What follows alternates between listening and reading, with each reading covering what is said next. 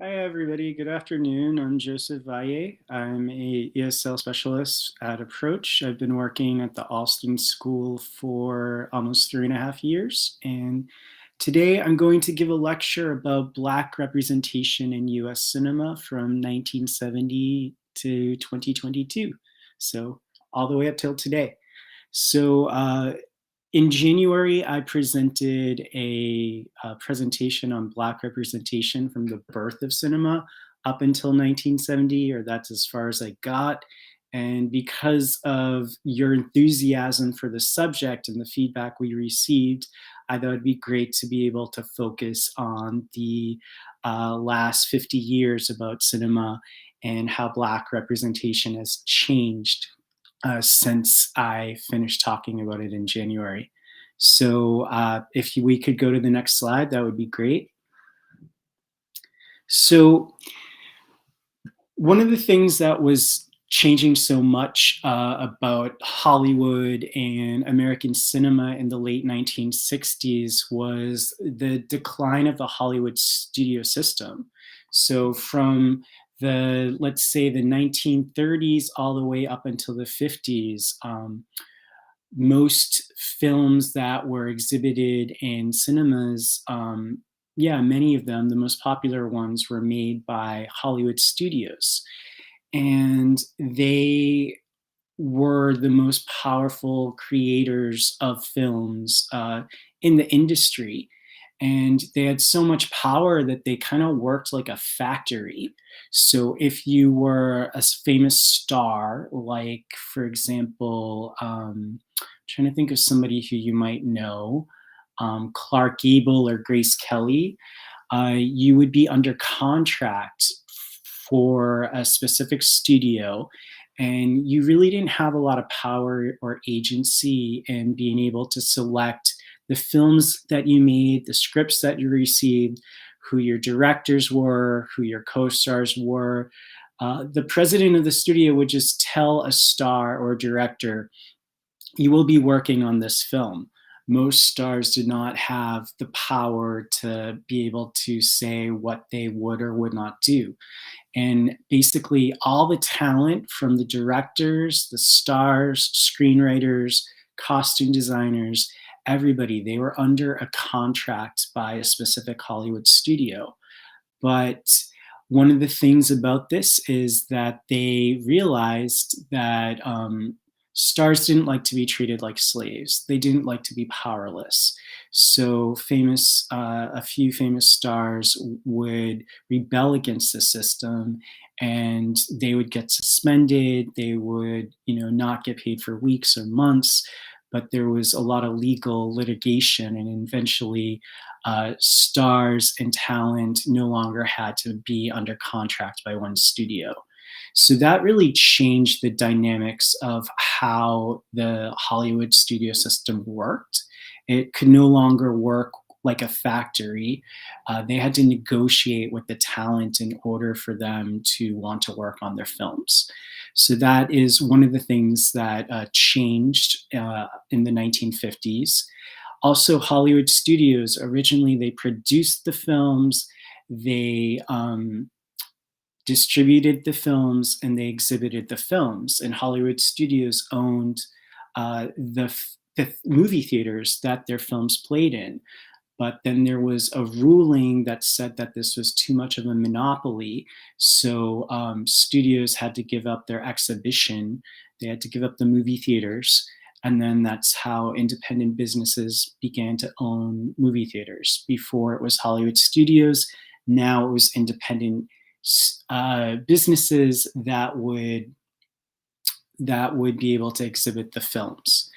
And also another thing that was changing, especially in the 1950s, was the rise of television. Television became an extremely popular medium, so much so that it was competing with audiences going to the movies. So, why pay, let's say, 20 cents for a film or a couple of films when you could just watch a television show on your TV? So there was huge competition between television and films, and films was losing in the 1950s. Can we have the next slide? Okay. So one of the things that also, even despite how film studios developed new technology in the 1950s, 3D became popular. That's not something that was just invented like 15 years ago. 3D became popular in the 1950s, as well as being able to make films that had such beautiful, vivid, bold colors, and just being able to show these epic films on a big screen with these really, really strong colors. You could only get that if you go to the movie theater. You weren't going to get that on your black and white television. So something that theaters had, films had that televisions didn't, or they were in color. But despite all this technological achievement, this still wasn't really enough to lure people back into the theaters, because people rather watch television. And studios were putting more and more money into their films, but a lot of times audiences were just not interested in them. Um, Audiences didn't really want to watch films that were sort of fantastical and escapist and just entertainment. You know, the 1960s in the US was a very turbulent time socially, politically. We had the assassination of John F. Kennedy, Robert F. Kennedy, Martin Luther King, Malcolm X, and then the rise of the civil rights movement. The Vietnam War began in, ooh, my date's bad, I think 1969. So there was a lot of turmoil back then. There was a lot of problems, social, political problems. And people wanted to see this reflected in films. You know, they wanted to see these changes and how they were visually represented. So, you know, seeing a musical that had nothing to do with the current historical moment just wasn't popular anymore. So one of the things that Hollywood studios did when some of them were on the verge of bankruptcy is they decided to hire new talent. So what they did is they hired young directors like Francis Ford Coppola, who directed The Godfather, Steven Spielberg, who directed Jaws and Indiana Jones, George Lucas, who directed Star Wars. So they were called the movie brats because these young directors, they grew up watching movies, and they were also influenced by European art cinema. So they had a very, very detailed and specific knowledge of films, but because they were young, they were more in touch with what the audiences wanted. So that was one of the things that these young directors and the studios are like, okay, we'll do whatever you want. We'll, you know, just give you some money, not too much, but, you know, we don't know what to do anymore. So some of the films that Spielberg, Lucas, Francis Ford Coppola directed and wrote, produced are considered classics now. And they definitely changed what cinema was. Another thing that was a big change with cinema is in 1968, the censorship significantly changed. So before that, most of the time you were not able to use profanity, swears, not show extreme violence, not show nudity or sex. But then in 1968, the production code, the rating system changed, and studios were able to show these things that they weren't able to do. And these types of things were not shown on television in the 1960s. But then in the late 60s, they were shown on film. So young audiences, teenage audiences, young adults, and adults went back to the movies because they were exciting again. And then the movies became popular once more. Okay, next slide. So to coincide with New Hollywood, which is when these young directors changed the way cinema was produced and made, we had BLAXPLOITATION cinema, which just coincided with the new Hollywood cinema. So blaxploitation cinema were films that were made by Black and white filmmakers that were specifically targeting a Black audience. And most of these films became very popular in the early to mid 1970s. And some of the characteristics of blaxploitation films, which made them very different than the way black actors and actresses and their characters were represented in cinema before.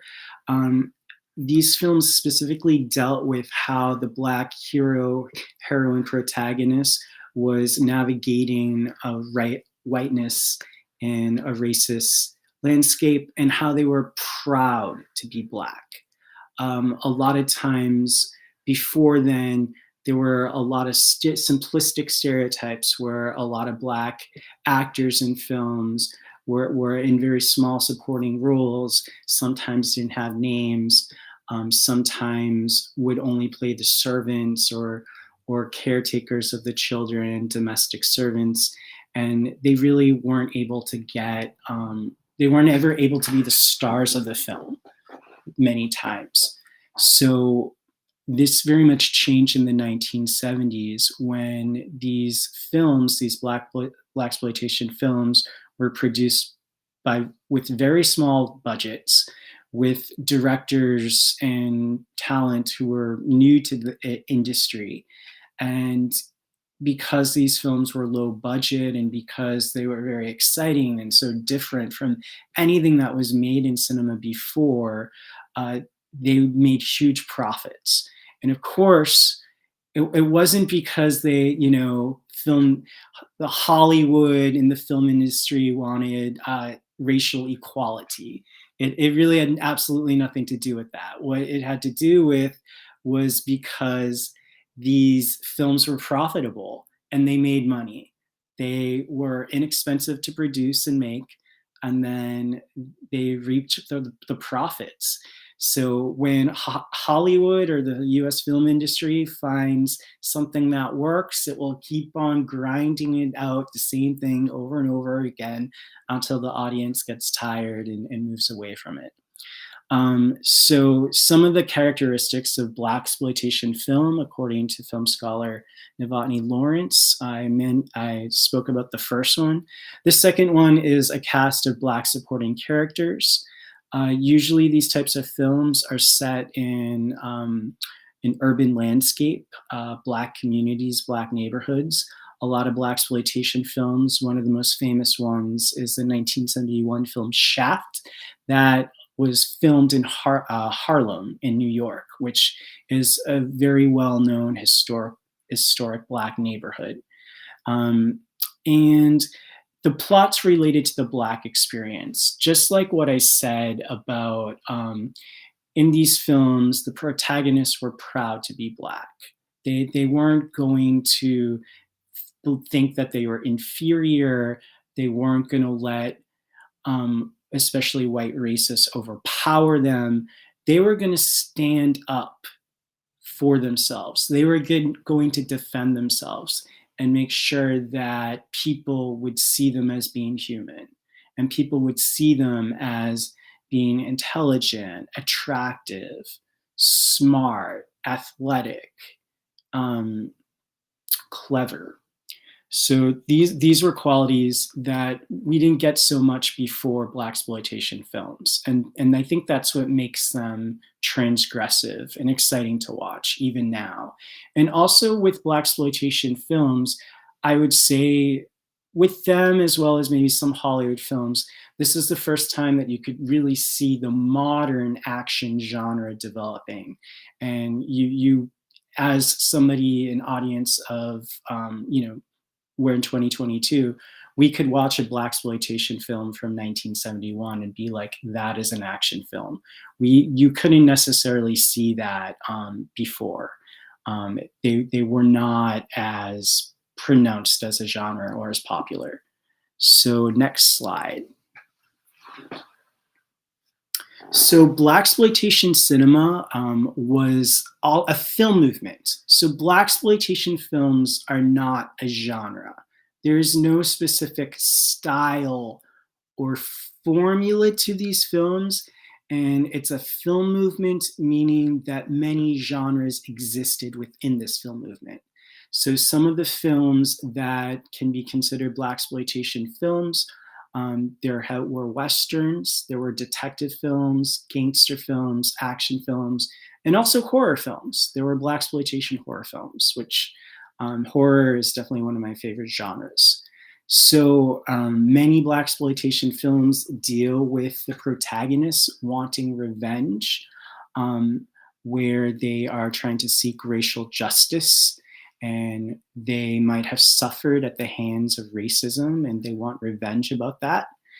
And what these films were targeting that was very different than before is they were targeting specifically a Black working class audience. Um, there were not films that were targeting Black audiences until 50 years before, in the late 1910s, 1920s, where there were race films, which were films that were specifically produced and created to target Black audiences. But once they lost popularity, they sort of no longer existed and they disappeared. So then 50 years later, blaxploitation films in the 1970s became popular with Black audiences. Um, and initially, these films felt really fresh and exciting because we never seen Black characters be able to defend themselves and to be able to be really strong and proud. But eventually, or unfortunately, uh, this sort of created a formula, and it didn't progress. You know, there were a couple of films that did progress from this formula that can be considered really solid good films now.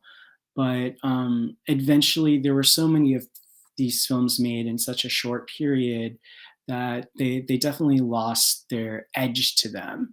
And eventually, Black audiences sort of became consumed by blockbuster films, which were films produced beginning with Jaws, directed by Steven Spielberg in 1975, where all audiences wanted to see these types of films. It attracted everybody. It attracted young people, women, men, Black people, older people. So films like Jaws, they were like Star Wars, huge spectacles, big special effects that seemed really innovative back then. And, blaxploitation films couldn't really compete with that. So what I'd like to do is I'd like to show a clip of a blaxploitation film, where you definitely can see the formula of the Black protagonist wanting revenge on white racists. And this film is called Sugar Hill. Uh, it was distributed in 1974, and it's a horror film. And we'll watch a scene from Sugar Hill so you could kind of understand sort of what blaxploitation film is about.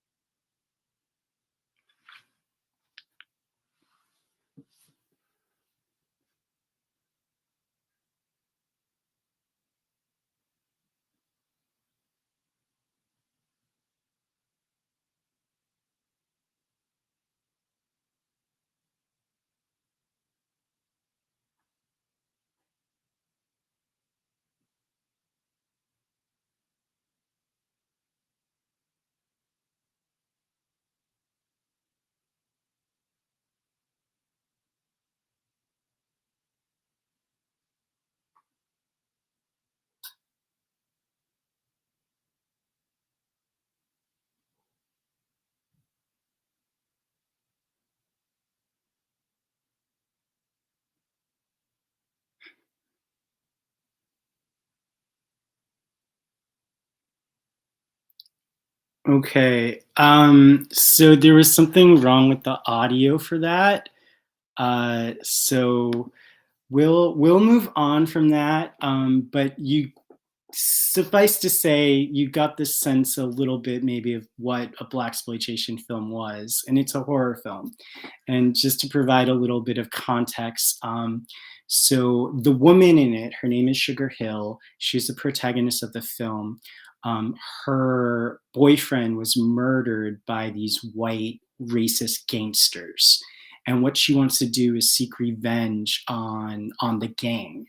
So her like great grandmother is a voodoo priestess, and then through the help of her grandmother, they get the god of the undead. His name's Baron Zombie, and he conjures up these slaves who turned into zombies.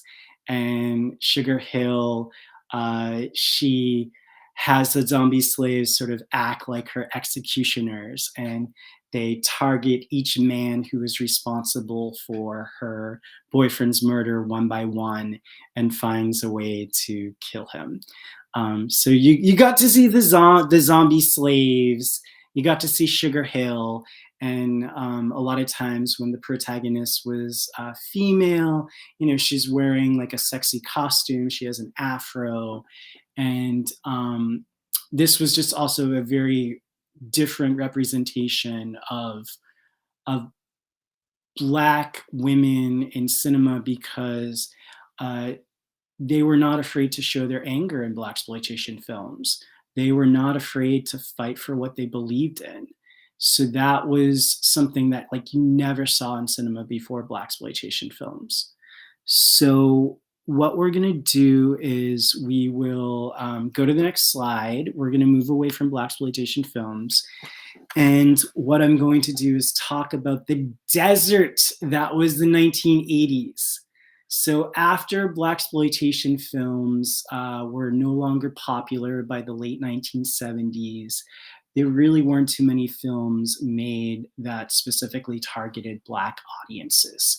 And there are some films that did exist, but nothing that reached the popularity or the number of films as the black exploitation film movement. However, in the 1980s, there were still a few interesting developments when it came to black exploitation in US cinema. One of them is that the biggest comedy star of the 1980s, like absolutely no questions asked, was Eddie Murphy. He was huge with black audiences as well as white audiences, and I think by the late 80s, he was one of the highest paid actors in Hollywood. And his films were just huge. He's considered sort of like a comedy icon. And he was so young too. I think his first breakthrough film was called Trading Places, and it came out in 1983. And he might have been just like 21 or 22. So he became a superstar at such a young age. So Eddie Murphy, was an enormous comedy star. Another thing that was happening in the 1980s is when Spike Lee, he's a very famous director. He has been directing films since 1986, I think, was when his first film came out, She's Gotta Have It. And from 1986 to 1989, he made 3 films. And his most popular film, and the one that's considered his masterpiece, is called Do the Right Thing.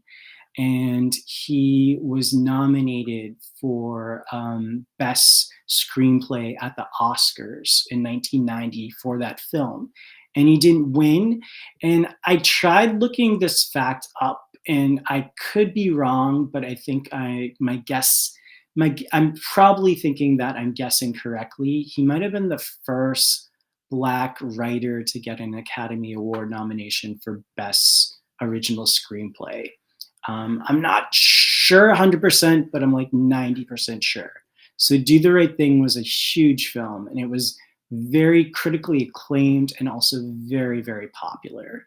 So much so that the next film that well, the, ne- the next two films that he directed after that, his other really huge film that came out in 1992 was Malcolm X, and Denzel Washington starred as Malcolm X, and that was a really, really popular film, and that it got critical acclaim. It was fairly profitable at the box office, and Denzel Washington got an Academy Award nomination for Best Actor for playing Malcolm X. And he just delivers a phenomenal performance. It's wonderful. In fact, if the audio works, I'd like to show a clip from Malcolm X, which Spike Lee directed. So hopefully the audio will work. And we're gonna watch Denzel protesting. He's at this point, he's become, I'm not gonna call him a civil rights leader because Malcolm X was not really part of the civil rights movement. He wasn't, but he was still a very prominent, huge Black activist. That also very much changed the way Black people protested in the US in the 1960s. So let's watch a clip from Malcolm X.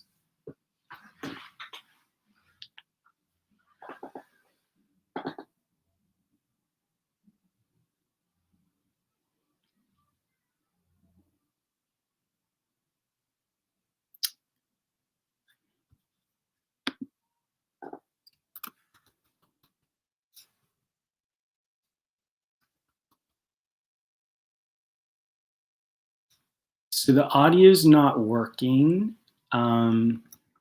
which is okay. It's okay. Hopefully we'll figure out the audio. I'm just gonna send a quick message and then I'll try to move along if we're unable, or I will be able to move along if we're unable to watch the clips. Just give me 1 second.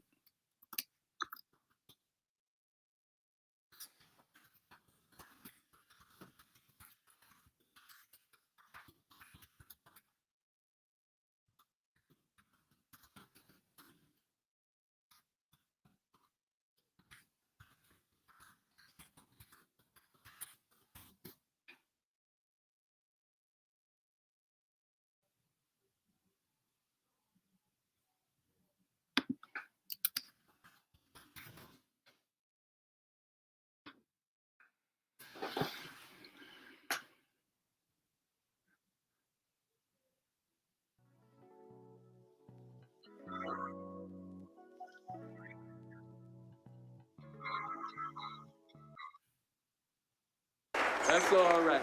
Look, he still got his hair fried. That's all right, though. That's the slave mind. That's the slave mind.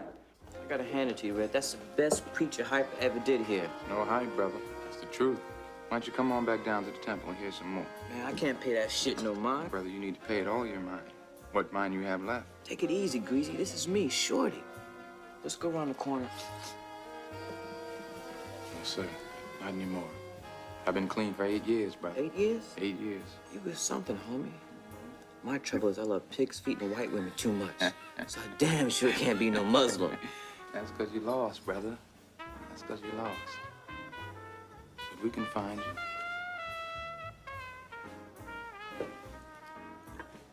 So, what do you hear about the old gang? You heard about Sammy? Dead. Knocked over in the bed with a chick 25 years younger than he was. Had 25 grand in his pocket also. Guess his lucky number. What about, hey,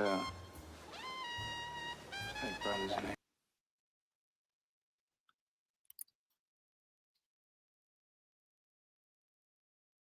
Crack, he was bleeding like a stuck arm. So what you gonna do? He'll rap a little. He's a Muslim. But you ain't gonna do nothing but make a speech. Muslims talk a good game, but they never do nothing. Unless somebody bothers Muslims.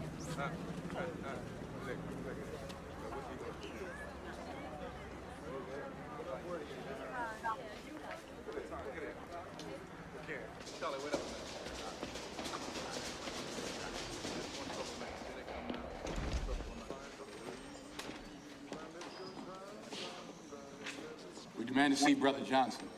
Who the hell are you? I'm the minister for Muslim Temple number 7. Never heard of you. Where is he? Nobody here by that name. Wait a second. What is your name, fella? Don't worry about what my name is. 2 witnesses saw Brother Johnson brought in here beat up. Nobody saw him brought out. You didn't hear the sergeant? Outside. I suggest you look outside that window.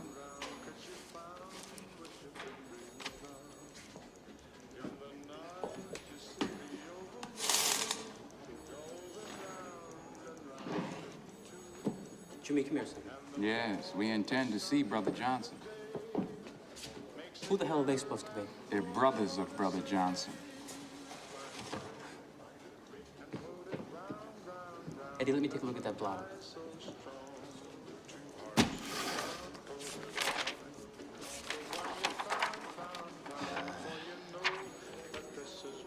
Yeah, we got a Muslim. Relief must have put it down. Must have. Yeah, but you can't see him because you ain't his lawyer. No lawyer, no see. Well, until I'm satisfied that Brother Johnson is receiving proper medical care, nobody will move.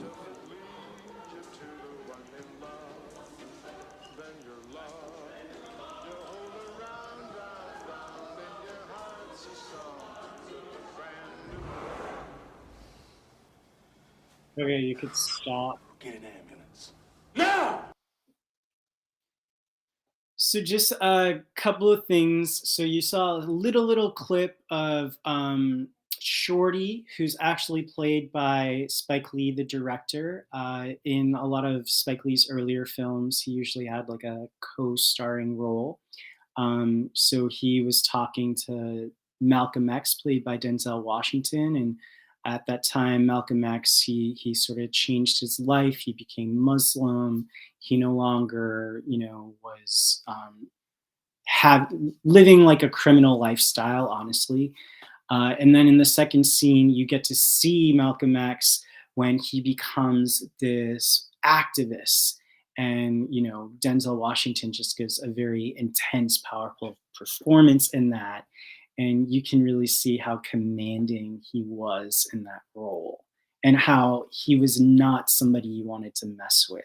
And it's also important to note that I think, I have to look this up, but I'm pretty sure that Spike Lee, who directed Malcolm X, was influenced by blaxploitation films of the 70s. He was like a child teenager around the time that film movement was popular.